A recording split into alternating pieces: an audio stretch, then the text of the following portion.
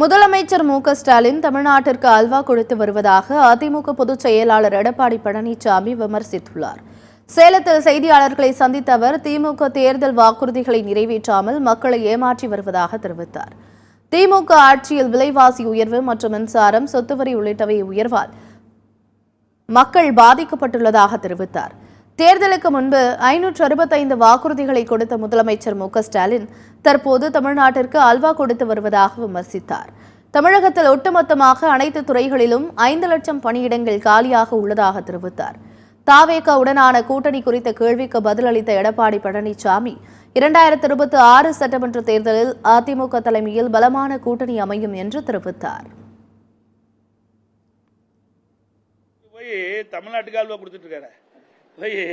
திருநெல்வேலி போய் அல்வா சாப்பிட்டா தமிழ்நாட்டு மக்களுக்கு அல்வா கொடுத்துட்டார். 525 அறிவிப்புகள் வெளியிட்டீங்க. சாதாரண அல்வா இல்ல, பெரிய அல்வாவா கிண்டி கொடுத்துட்டு போயிட்டார். 525 அறிவிப்புகளை கொடுத்து எவ்வளவு அறிவிப்பை நிறைவேற்றிருக்காரு. நாங்கள் அதிக வாக்கு வித்தியாசத்தில் வெற்றி பெற்றோம் என்று மம்மதியில் இருக்கிறாங்க.